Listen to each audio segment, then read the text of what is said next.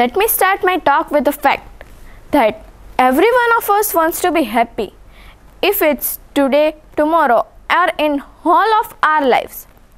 We all want to be happy, but the matter of fact is that not all are happy all the time.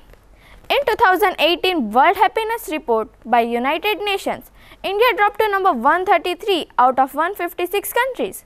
Isn't that alarming? So now the question comes, what gives us happiness? Is it fame, wealth, or position and power? These are the things behind which most of the people are running. If you have an expensive car, then it may give you comfort. But while traveling in the same car, if you are in anger or sorrow, you may not get happiness. On the other hand, you may be happy in limited resources too. So now, another question. What determines happiness? This is the famous pie chart from article published in Review of General Psychology in 2005. If we look at this chart, out of whatever is in our hand, largely depends on what do we do and how we react to an event. Why do we want to be happy?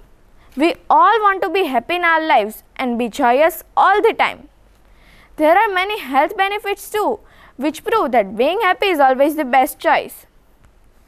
Happiness combats stress. It strengthens our heart along with boosting our immunity system. It lowers blood pressure and heart rate, and it relieves pain. So it is said that happy people fall sick less often and live longer. If happiness is infectious, one happy person can spread happiness to others too. It is said that one happy and positive person can spread happiness to 1,000 more people. And if this chain reaction continues, then it's pretty easy to make whole world a happier and a better place to live. What brings happiness in our lives? There are several ways by which we can bring happiness into our lives. And trust me, none of these are too hard to apply in our lives. First and foremost, maintain good health. We often say that health is wealth. But have you ever wondered, for maintaining good health, what should we do? Eat well. Take variety of food. Avoid junk food. Take variety of salads and plenty of fruits along with plenty of water.